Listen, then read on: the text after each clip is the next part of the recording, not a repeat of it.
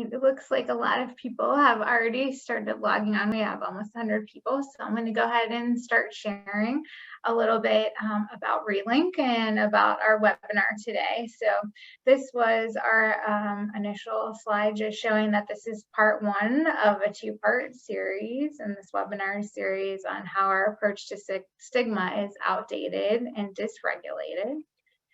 And here at Relink, if you're not familiar, we are a free online tool that is in all 88 counties, and we have resources listed throughout our website for everything. And we do have a mental health section in Relink where we have a lot of different programs listed, people who do counseling listed, a lot of different services listed in Relink.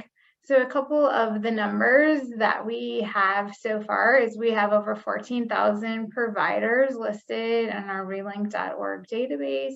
We have over 120,000 services offered in Ohio, and we're in all 88 counties. You can easily access Relink from any computer or phone by zip code, or you can do it by county, state as well in the state of Ohio. We always are encouraging people to make sure that you list your services on Relink. That's the way that we can stay updated and relevant, is to have everyone who's a provider listed on Relink. Not only that, I would encourage you to please go in and look at where you are listed on Relink and make sure that everything's accurate. There's nothing more frustrating than if somebody's trying to contact or reach a provider and the contact information isn't up to date, the hours aren't up to date, if they stop by a food bank and it's not open at that time. So we are constantly working on keeping the data updated, but with 14,000 resources, we have so many listed that we really need everyone to go in and check your own data and make sure it's up to date and that it's accurate.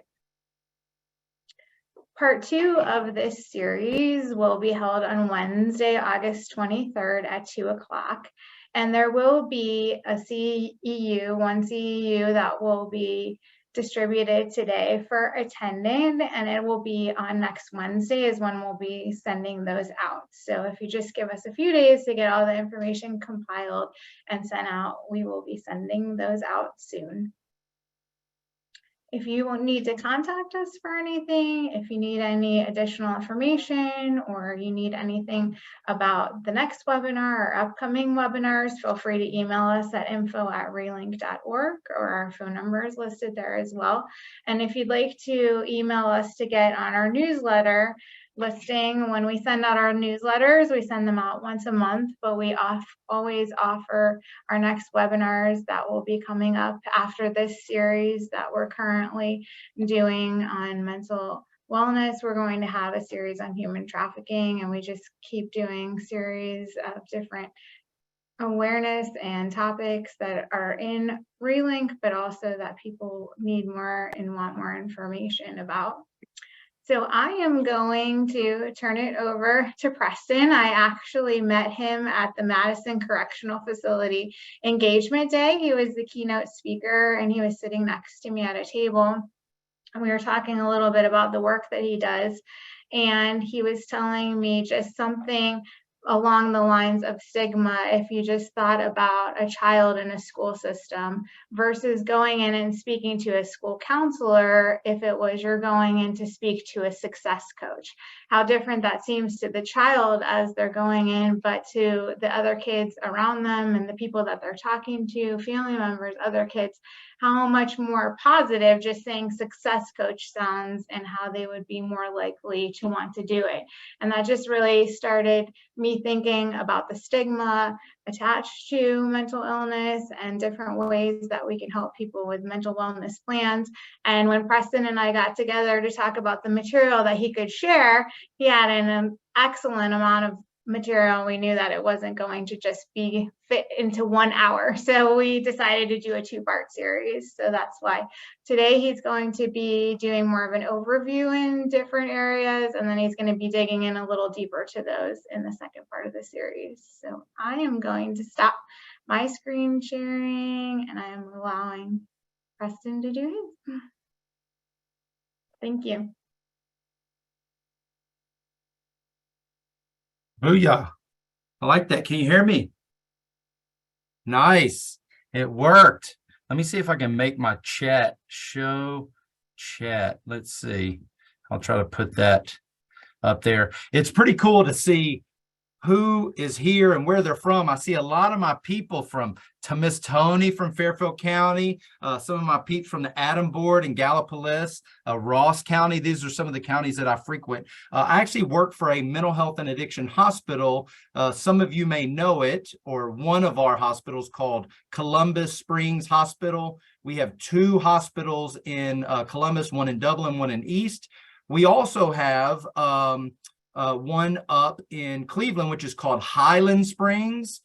Same hospital system, same very similar programming. And then down in Cincinnati, we have Beckett Springs. So all 4 hospitals in Cincinnati, 2 in Columbus, and 1 in Cleveland, they're all the same hospital. So welcome. Hopefully you will gain some information from this educational webinar. I will, at the end, I'll have my hospital contact and my speaker contact. So for Columbus Springs, I actually do outreach. So I go to other hospital systems, the police department, Department of Corrections, counseling, treatment centers, crisis teams, and I talk to those resource providers about what do we do when someone is homicidal, suicidal, hearing stuff, seeing stuff. They need some sort of stabilization. Just real quick, just in the chat, let me know real quick, have you ever heard of any of the hospitals I talked about? Beckett Springs, put a 1 in the chat if you've heard of Beckett Springs, Columbus Springs, Dublin Springs, or Highland Springs. Let's see if y'all have heard of that before. No, 2 said no, 1. All right, good. So one of the big challenges too in our industry is when you're in these rural counties, right? We don't have as many resources as in the bigger cities. And that's where this conversation comes from, which is how do we get to people before they need hospitals like ours? How do we get to people before they end up in the back of a police car, the principal's office, or the emergency department? So I'm talking about prevention as opposed to crisis management. The other thing I do is I speak professionally. I do talks like this at conferences, at schools, at universities, at resource providers during like staff development days. So if any of you enjoy this information and you find it valuable and you'd like a presentation, virtual or in person, I would love to have a conversation with you. My contact will be at the end. Let's talk about what are we going to be learning? The state of mental health and addiction today. We're talking about stigma. Stigma, the stigma revolution is what I call it, is where are we missing, right? Where are we struggling to carry the message around mental health and addiction stigma? The next thing is epigenetics. Some of you all have heard of a genetic predisposition. I'll talk a little bit about epigenetics. I'll be talking about the missing piece in the stigma conversation, which is how can we move the conversation forward faster, and what are some of the limitations that's keeping us from people engaging in services because of stigma? The next thing is family, and then we're going to talk about some resources. So where are we at today? Currently, what is this? July of 2023, everyone knows that we have a mental health and addiction crisis on our hand, but nobody knows exactly what to do about it. Hear what I'm saying here. Everyone knows, but nobody knows exactly what to do about it. What I mean by that is the criminal justice system knows we have a mental health and addiction issue on our hand. Our county and community services know that the mental health care system, the regular healthcare system, insurance, our politicians, our schools and communities, our coaches that coach our athletes, everyone knows that we have a mental health and addiction issue on our hands. The problem is not ideas, it's getting these big industries, these big, old, slow industries that don't move very fast in the market. It's getting everybody on the same page, moving in the same direction. Everyone knows we have an issue, but we're behind on moving the conversation forward. I have a question for you. Let's see if you can put it in the chat. From the time something is discovered at some of our large institutions like Ohio State, at OU, what are some, Kent State, some research is done around mental health, addiction, criminal justice, or even in the healthcare industry. Research is done. They have a big discovery. They post their findings. They're peer reviewed. Everybody puts a stamp of approval on it. How long from the time it gets from discovery to in the hands of our providers and is part of the normal operating procedure? Here's a question. Put it in the chat. How long does it take to go from discovery to in the hands of our providers and is actually part of the normal conversation? Here we go. 20 years, 6 years, 25 years. Anybody else? 7 years, a lot of years. You probably work in the business a lot of years. The average time it takes from research discovery to implementing in our industries as normal operating procedures, the average is 15 to 20 years. Does that surprise any of you? 15 to 20 years from the time it's discovered to the time we can actually use it, and we're not fighting uphill against regulation, right? Is 15 to 20 years. It's the same in our healthcare communities. It's the same in education. So although we are further along than we've ever been in our history, understand what I'm saying? We are further along. We have more access to resources. We have more programming available. There are more special dockets and diversion courts in the criminal justice system. There is more mental health and addiction services in the Department of Corrections. There are more social worker access in our hospitals. But yet we are still 10, 15, 20 years away. So as Rachel was talking about in our schools, right? We're doing social emotional learning. We're hiring more teachers and counselors and specialists, right? But imagine your child is having a struggle and the teacher says, or the counselor says, hey, Mr. and Ms. Smith, we want to help you. We want to take care of your child. And I think we'll be ready in about 15 years. How do you think that parent feels? How do you think it feels when you finally have mustered up the courage to hire a counselor, go to a couples counselor, something like that, and you try to engage and you don't know what to say, you can't find someone, there's not enough? I'm talking about moving the conversation forward around stigma. And what do we do, even though some of the resources available, some are available, but we're behind, there's not enough. And this is important, we need you. The people that are in this industry, that are on this webinar, we need you. We need more of you. We need you not to burn out so you don't move on, because there's not enough counselors and therapists and psychiatrists and nurses and probation officers. There's not enough people going into the industry, which is part of the reason why we have a staff shortage. I don't know if y'all have a staff shortage. We have a staff shortage. So before we get too much further, what qualifies me to be here? I did not study mental health and addiction in college. I did go to Texas A&M. I have a communication degree, but I don't have any letters behind my name. I didn't study in university. I am actually a client. I come from the land of lived experience. Now, you might recognize this guy. Maybe you don't, because he did have hair, but this was me 21 years ago. I had been arrested for the 4th time in 3 years. I had been put on strict probation. I was forced into rehab. I would sit in there and I would cross my arms and I'd say, I am not like you. You don't look like me. You don't talk like me. You're way older than me. You're like in your 30s and 40s. I don't belong here.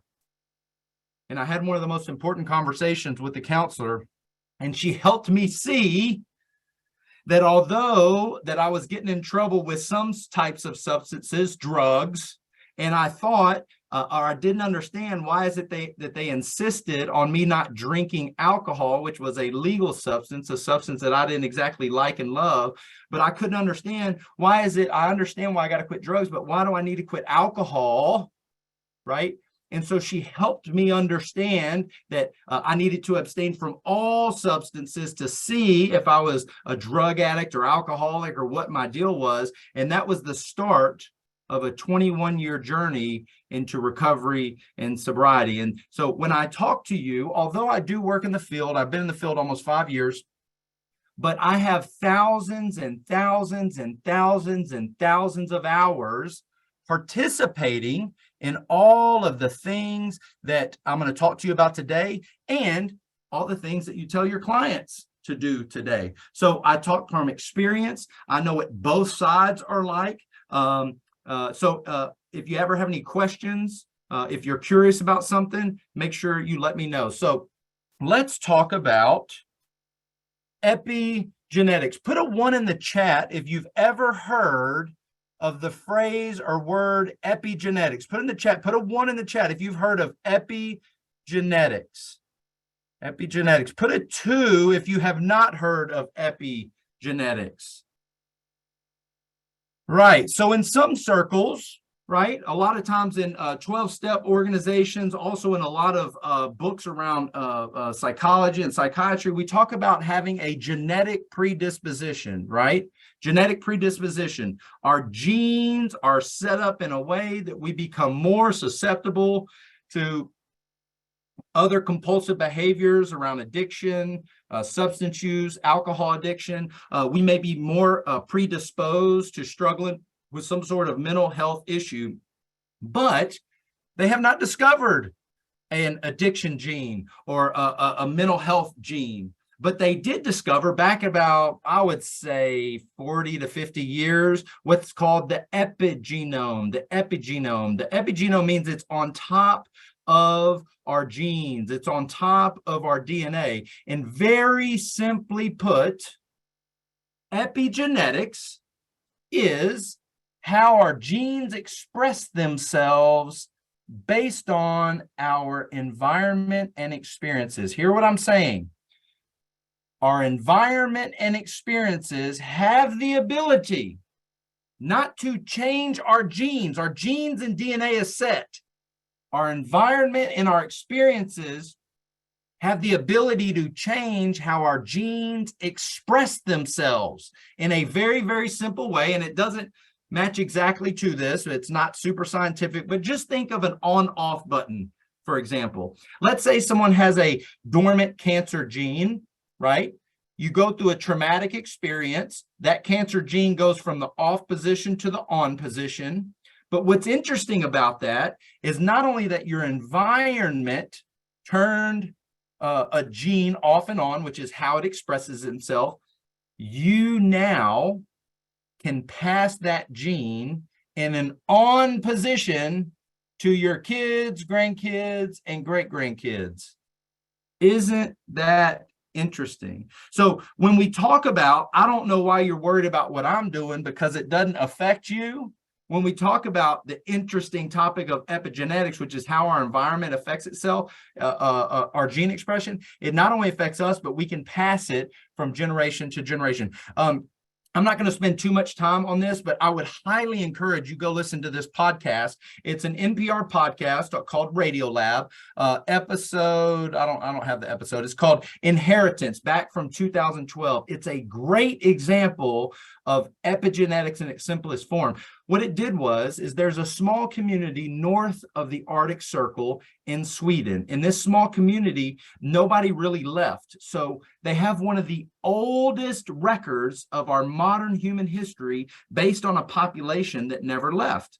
And so they tracked when you're born, when you died, what you died from, who you're related to, what the climate was like. Was it hot? Was it cold? What was the farming and the harvest? Did you have a lot of food or a little bit of food?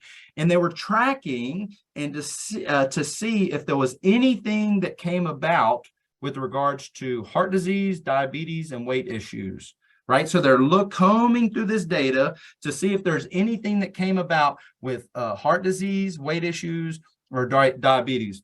And what they discovered was, hear me, if your grandfather between the ages of 9 and 12, right? Your grandfather between the ages of 9 and 12 lived during a time of famine, right? Famine. That means they didn't have a whole lot of food. If your grandfather between the ages of 9 and 12 lived during a time of famine, not lots of food, starved but didn't die, he passed on a health benefit to his kids, grandkids, great-grandkids, great-great-grandkids.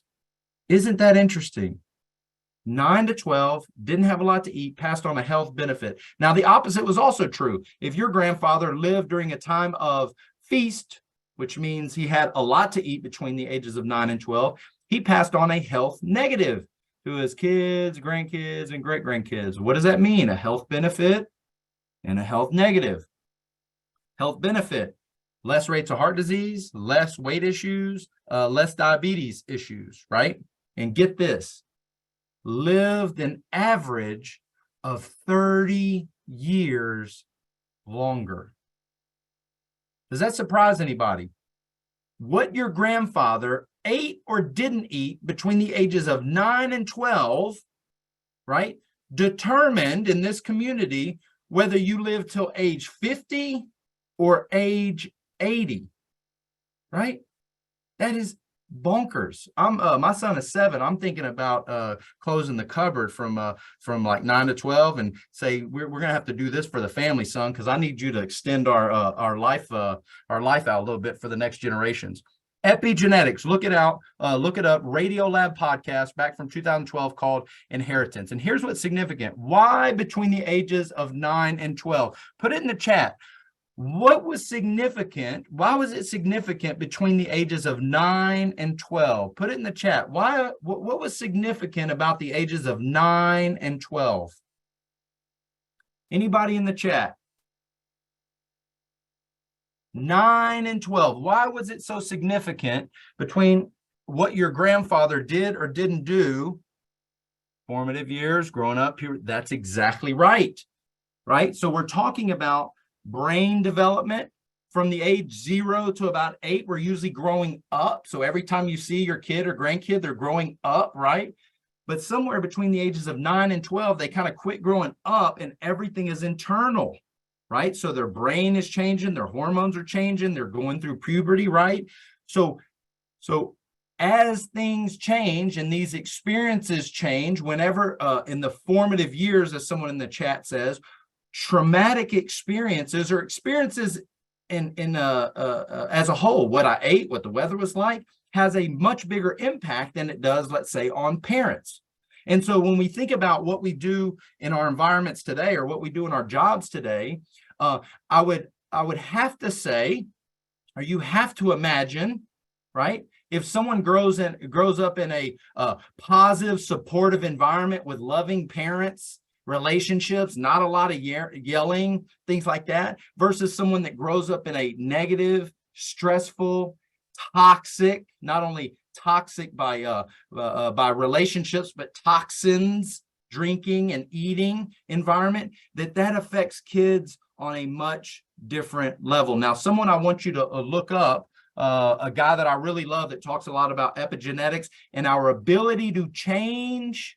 Hear what I'm saying? Our ability to change how we see the world, how we feel, turning our genes off and on. A guy that I really love, Dr. Joe Dispenza, he talks a lot about meditation and visualization and what I perceive the world to be. Dr. Joe Dispenza, he's written a bunch of books. Take a look, check them out. But that's epigenetics. Very interesting. There's some other resources available. You can hit me up in the chat if you have questions. Let's talk about mental health and addiction stats.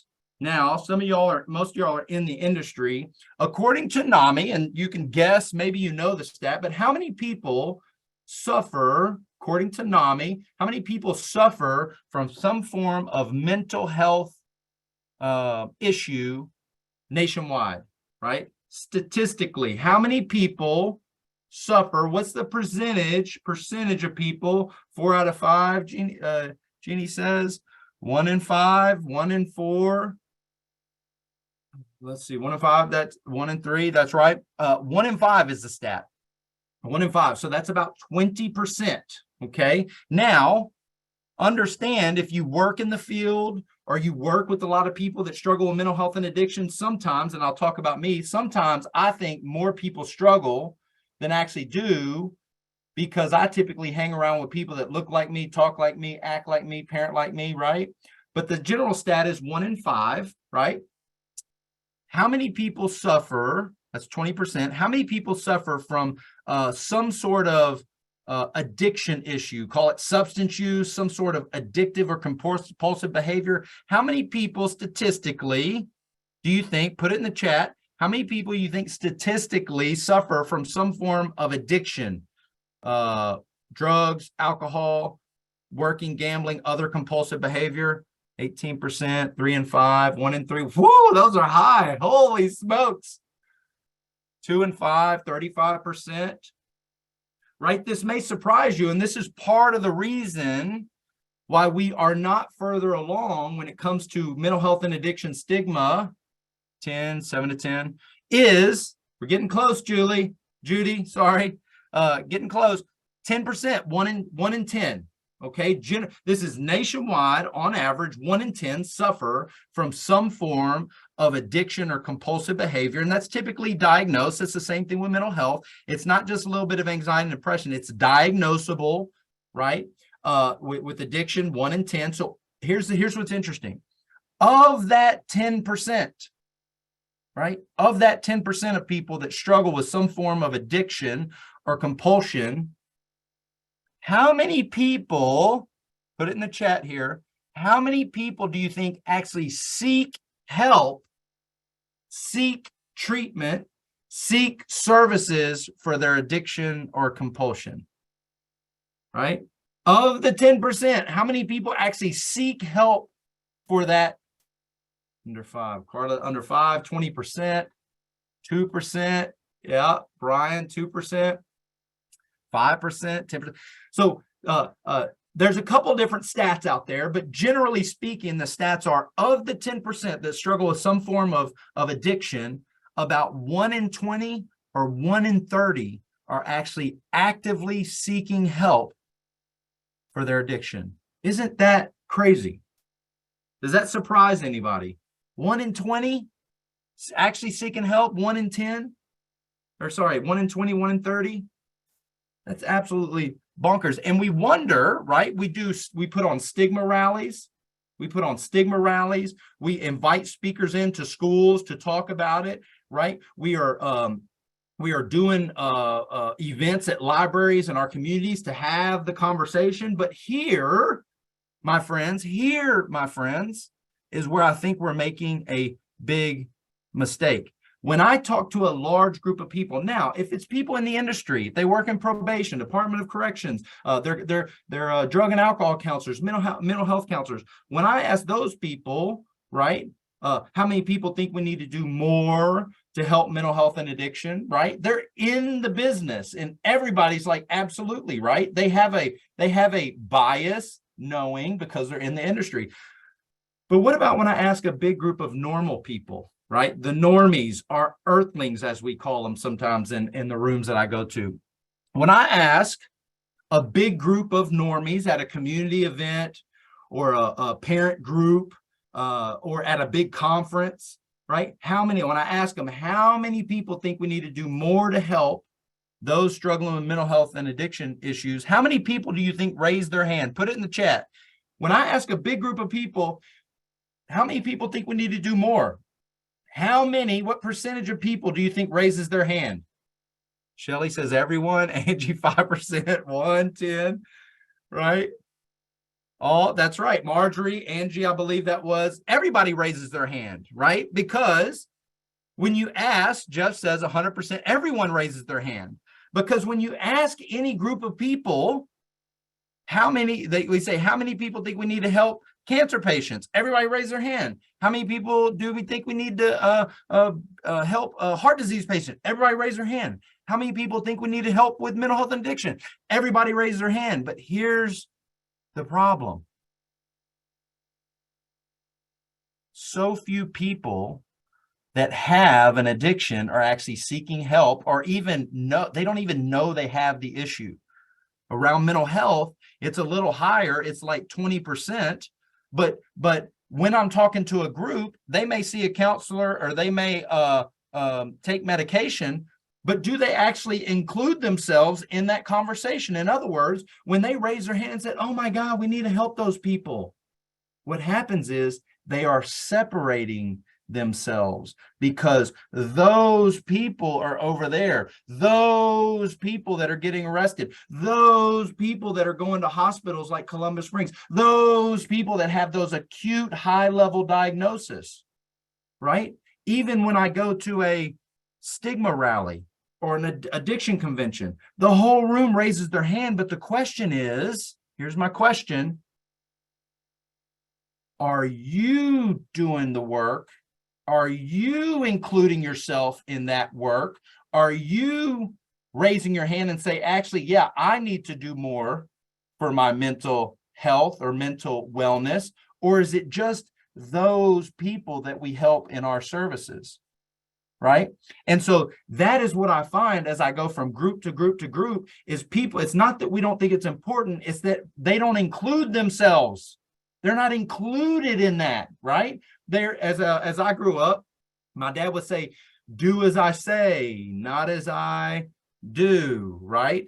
The question is that group of people, are they do as I doers, or are they do as I sayers? You need to go away and get help and come back to our family and be okay, right? That is why I like John Bradshaw's perspective. Put in the chat, put a 1 in the chat if you've ever heard of John Bradshaw. Put a 1 if you've heard of John Bradshaw. Put a 2 if you've never heard of John Bradshaw.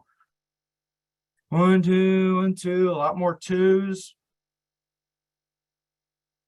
Right? Here's the thing. We talk about mental health and addiction, the crisis, as if it's something new. We're in 2023. We talk about mental health and addiction as if it's some sort of new crisis. But my boy, John Bradshaw, he is a family systems therapist, a 6-time New York Times bestseller. He was a recovering priest. He was a priest for 10 years. He was a recovering alcoholic, but he was doing PBS specials on live free TV back in the 80s about family dysfunction, emotional dysfunction, mental health prevention, right? He's been talking about this for years. And yet many either are not aware, or we think that this issue, this crisis we're in today is so much different. Now, there are differences, let me be clear. But here's what I like about John Bradshaw.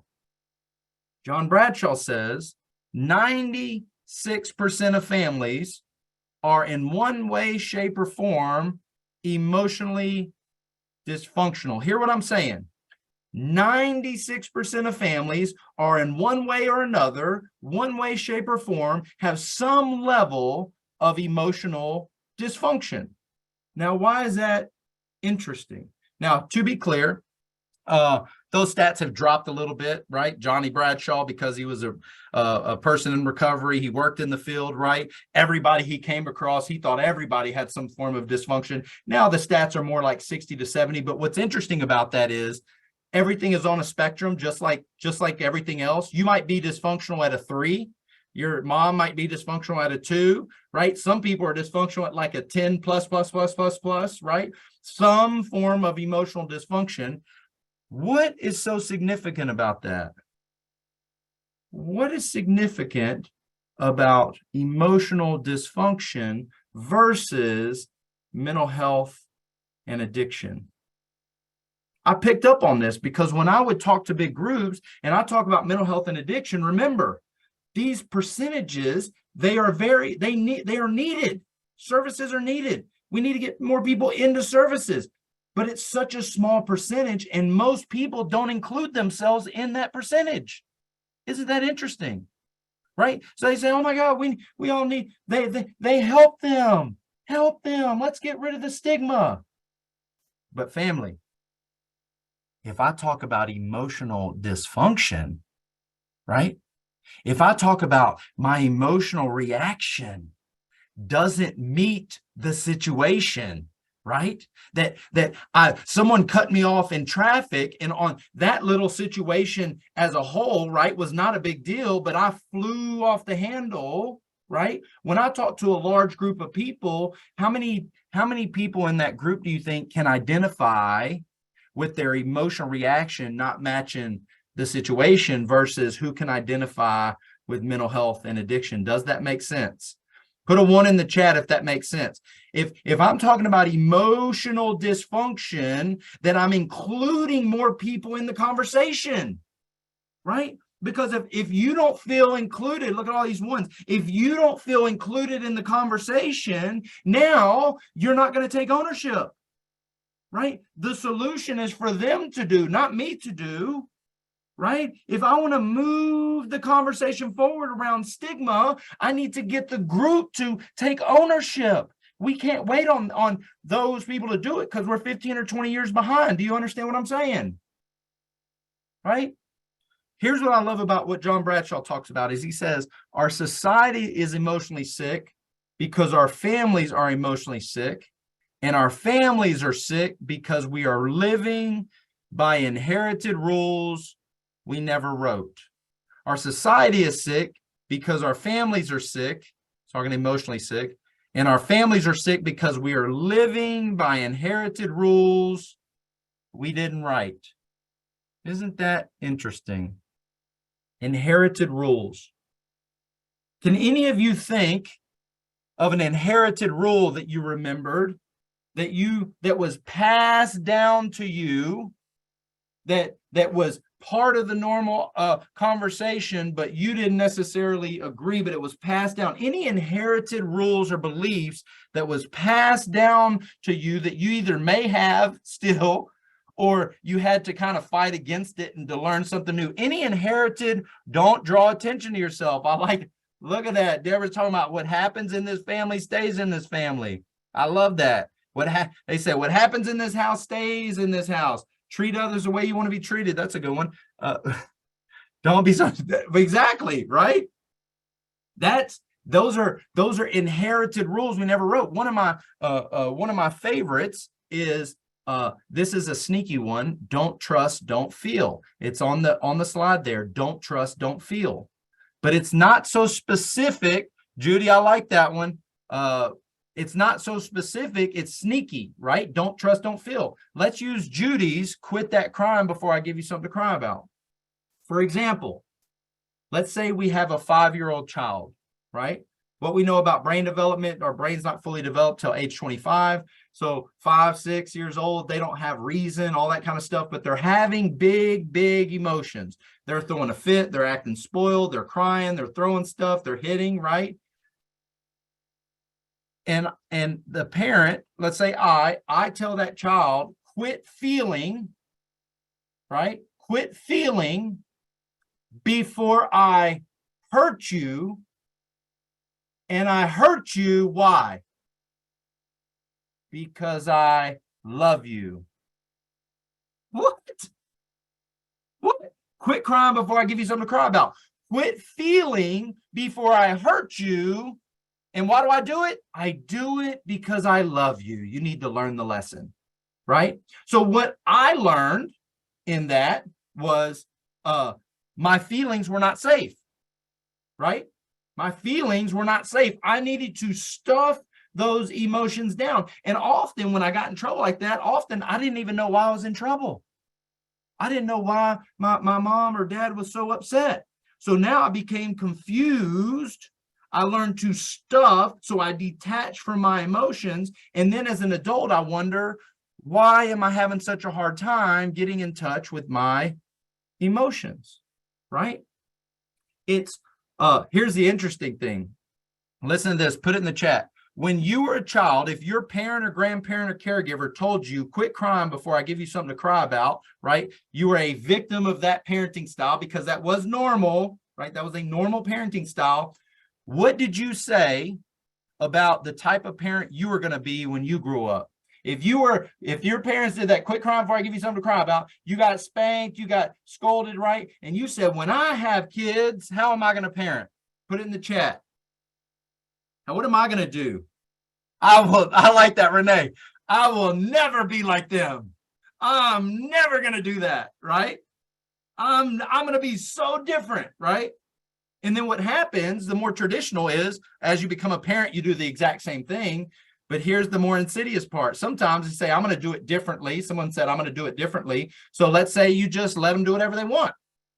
But that's also challenging because kids need boundaries.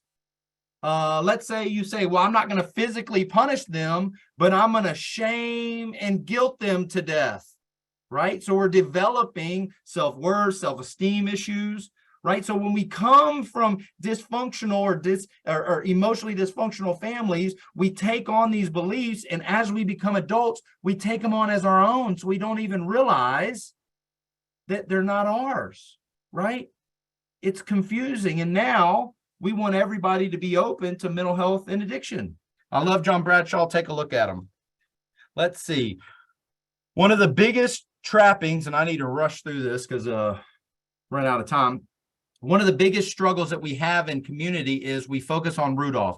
We focus on the worst person in the family. If there's someone in the family that hear what I'm saying, the way that they deal with emotional dysfunction looks different than ours, and it's more obvious. In other words, let's say, everybody's in a family unit, right? It's a whole family, but we're all going through the same or similar experience. But if the way I handle it is with drug and alcohol addiction, and I'm getting arrested, well, the whole family can look at me and say, Preston, if you would just get your stuff together, you're the bad one, right? We're fine. You're the bad one, right? But the problem is when we focus on the worst person in the family or the community, we miss.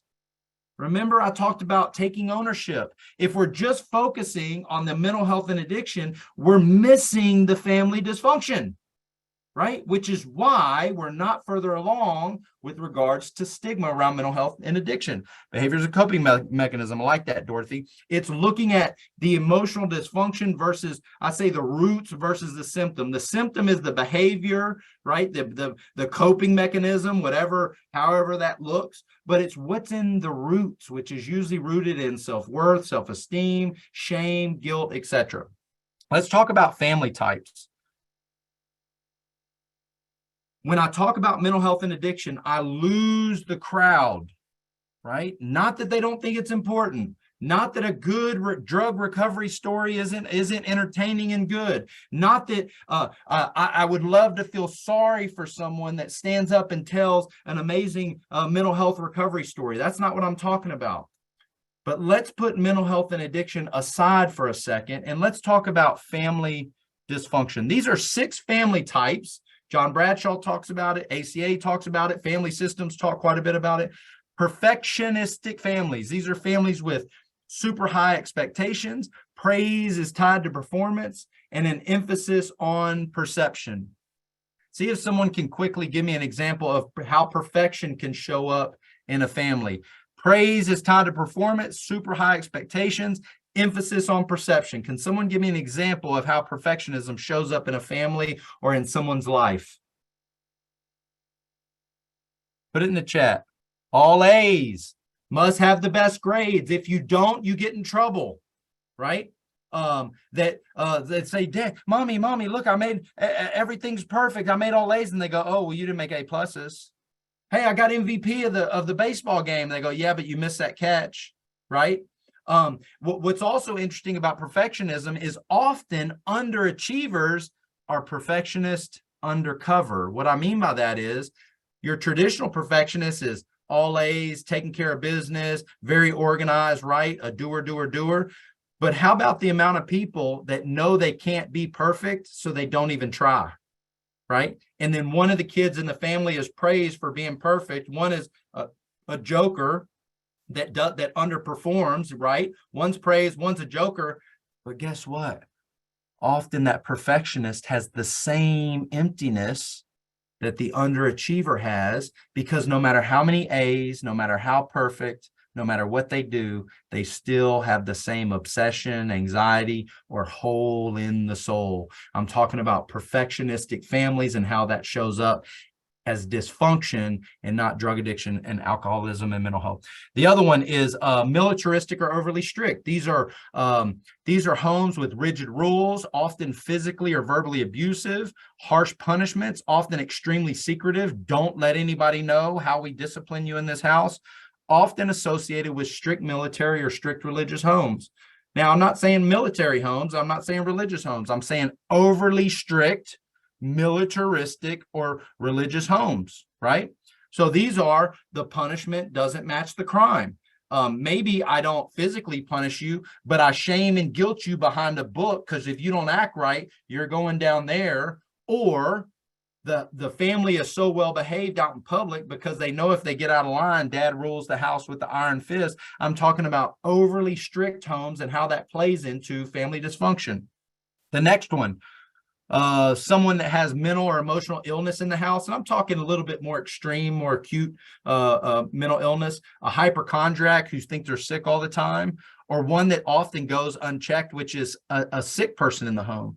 My grandmother had polio for 10 years. She was paralyzed in a wheelchair. What was the impact of her trying to raise how many kids? 4 kids, right? Paralyzed. She could barely move. My grandmother on the other side struggled with acute mental health, right? So these type of families often develop high levels of fear, pessimism, anxiety, depression, distorted views. They go to extreme measures to protect the family, and they're often very manipulative, right? Saying anything that I can to get what I need.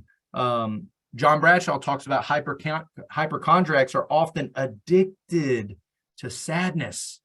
Their issue is not medical. They're addicted to sadness, and they need the attention. They have no other way to do it. Would you put alcoholism? So, for example, Deborah, what I'm trying to do is put alcoholism and drug addiction aside while we talk about the family, because alcohol and drug addiction are the obvious ones. If someone grows up in an alcoholic or drug addicted home, everybody knows it's a struggle.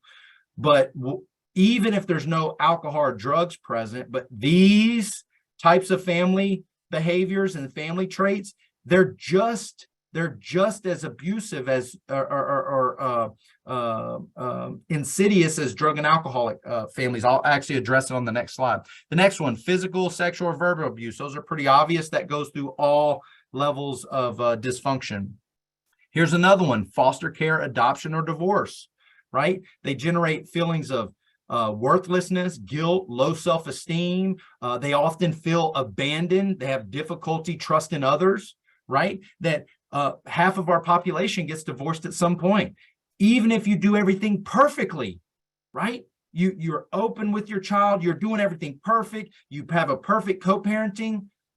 If y'all work with children, often those children, even if they say it differently, they often think, man, if I could have done something to keep them together, maybe they split up because of me. Did I do something wrong, right? So children who become adults that grow up in this environment, they often recreate the same type of dysfunction that they grew up in. For example, Deborah was talking about alcoholism. Let's say I had an alcoholic father. So I said, the last thing I want to do is drink alcohol. I'm not even going to marry someone that drinks alcohol. So I go get into a relationship with someone that works all the time. So they don't drink alcohol, but they work all the time and they're gone. And when they're home, they're not emotionally present. So I just recreated the same type of abandonment that I grew up with, just in a different form, right? That leads me to number 6, other compulsive behaviors, right? Other compulsive behaviors. Put in the chat, we got about 10 minutes, but put in the chat some other compulsive behaviors that don't include drugs and alcohol. What are some other compulsive behaviors that people can suffer from? Overeating, struggle with, sex, gambling, cleaning. I love that. Over cleanliness, working, saving. That often goes on ridicule, right? They have a sharp tongue. They're always negative, nail biting, food, shopping, right? So this is sneaky dysfunction, sneaky compulsion. And so when I talk to that big group of people, 80% to 100% of people have some variation. Remember, this is on a scale. They could be a compulsive nail biter at a 3 or a compulsive spender at a 9, right? But when I ask them how many people think we need to do more for mental health and addiction, they go, absolutely, they need it, but they don't realize I need it. I need it. If we want to move the conversation forward, we need to get more of the middle. I call it move in the middle, to include themselves so we can get into the prevention business instead of just addressing the people that go to rehab, jail, principal's office, or acute mental health services. Debbie was asked about this earlier. Here's what's significant, family. If we want to move the conversation around mental health and addiction stigma, we must talk less about alcohol and drug addiction and more about emotional family dysfunction, because all those family types that I just talked about, they mirror, in other words, they create the same emotional challenges within the family. They mirror the exact kind of emotional challenges that drug and alcohol families create. I call drug and alcohol as the gold standard. Everybody can agree that it's challenging, but all these other family types go missed, and they're creating the same toxic shame, guilt, low self-esteem, self-worth, which is the roots of the issue. And in circles that I go, because I've been in recovery a long time, we'll say things like, I'm so grateful that I'm an addict in recovery. I'm so grateful I'm an alcoholic. I'm so grateful I'm an Al-Anon. The only reason we say that is, at least we know what the issue is, right? The vast amount of people that could benefit from some sort of group support, they don't know that they qualify because they're looking at the wrong thing. And we, people in community, we're talking about the wrong things. All right, what's next? Put it in the chat. Do y'all find this interesting? Put a 1 if you find this interesting, and don't put a 2 if you don't, because you'll hurt my feelings. 1 if you find it interesting, and please don't hurt my feelings and tell me it's crap. All right. How do you know? Okay, I'm going to blaze through these questions. How do I know if I grew up or was impacted by a dysfunctional family? How would I know if I was impacted by a dysfunctional family? You can keep track yourself there. Are there behaviors from childhood or your family that you thought were normal that you now know to be dysfunctional? Did you feel ignored as a child, or do you feel ignored as an adult, often not understood or not listened to? Did your parents or relatives argue constantly and ask you to take sides? Do you feel like a child inside and often are accused of being immature, or you feel immature, like you don't know what to do? Do you believe, this is a good one for this crowd, do you believe it is your responsibility to take care of everyone else? Right? My wife is an Al-Anon. She's of the family side. Usually you got the wild person and then you got the caregiver on the other side, often counselors, coaches, nurses, people that go into serving industries. Do you have issues with authority figures? Are you often uncomfortable with angry people, or are you the angry one? Do you constantly seek approval and praise, but find it hard to take a compliment? This is a funny one right here. Do you overcommit yourself and then get mad and resentful when people don't recognize all that you do? Do you have a difficulty identifying your feelings, right? They say, how do you feel? You go, I don't know. How do you feel? I don't know. You want to feel, but you can't feel. Do you have find it hard to identify your feelings? Do you take most criticism as a personal attack? Do you involve yourself with other people's problems and try to fix everything? Do you feel more alive in a crisis? Do you confuse love with pity? I love them, and really you pity them and want to help them. Do you find yourself in dysfunctional compulsive relationships? You get out of it and you go get another one, right? You find yourself in similar type of relationships with different people. Do you judge yourself without mercy? Do you guess at what is normal, right? Do you behave one way in public and one way at home? Right? These are interesting questions that we must be asking, that's not just about drug addiction and alcoholism. Now, shocker, I know I had to go fast through that, but if you said yes to more than about 2 or 3 of those, they say you may have grown up in a dysfunctional family. That's actually a questionnaire from a 12-step fellowship. I love that questionnaire. So the question now is, what do we do? What do we do? Right? This is going to be, a lot of this is going to be covered in part 2, but what now? Hopefully what I did was I laid a foundation for you to go, maybe I could talk about this in a different way.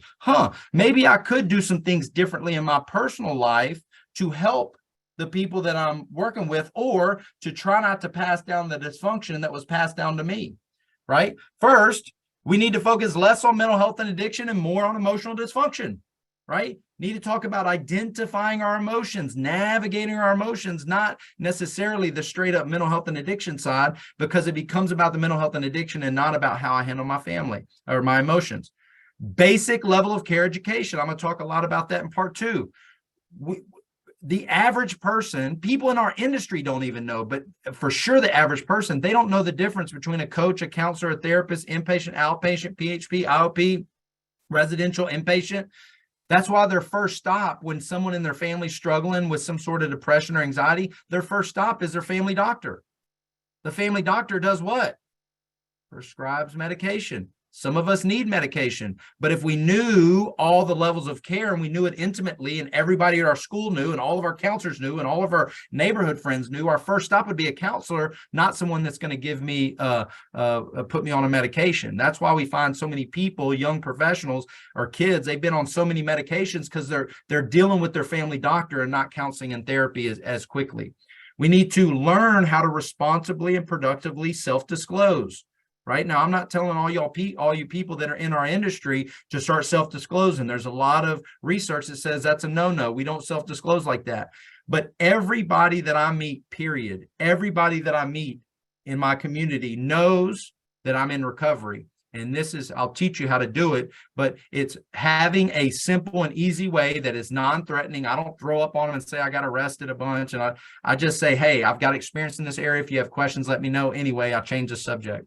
And then we also have to shift the perspective on the amount of hours it takes to change a behavior. What I mean by that is there is nothing that you are good at that you didn't spend hundreds and thousands of hours doing. There is nothing that you are excellent and proficient at that you didn't spend thousands of hours doing it, right? But for some reason around mental health and addiction, the perception is, hey, Tony, you've been going to that group for 6 months. Aren't you done with that? You saw a counselor for 3 months. Aren't you done with that? We need to change the perspective around what it takes to change a behavior. And I'll do this last. Take a picture of this. These are some of my favorite resources, books, types of counseling, alternative therapies, breath work, meditation, acupuncture. I love these. And then lastly, here's my contact information. If you think this conversation would be good at a conference, at a group, at a rally, whatever, let me know. And if you have questions about the hospital, any of the hospitals throughout the state, you can let me know. Thank you all for letting me share. Thank you, Preston. I know that a lot of people were saying that they were finding the information very interesting. I knew that we would have more information than 1 hour's worth. So our next webinar will be held on Wednesday, August 23rd at 2 o'clock as well, the same time, and we will be offering an additional CEU for that. We're going to be sending up a follow-up email next week. As I said, we'll get those CEUs passed out, and in that follow-up email will be the link to register for part 2 of this webinar series. Thank you, everyone, for joining. Let's see if this works. Let's see. Did it come up on yours? No, it didn't. That was confetti. Hey, thank y'all. Come back next month. I'd love to see you. Bye.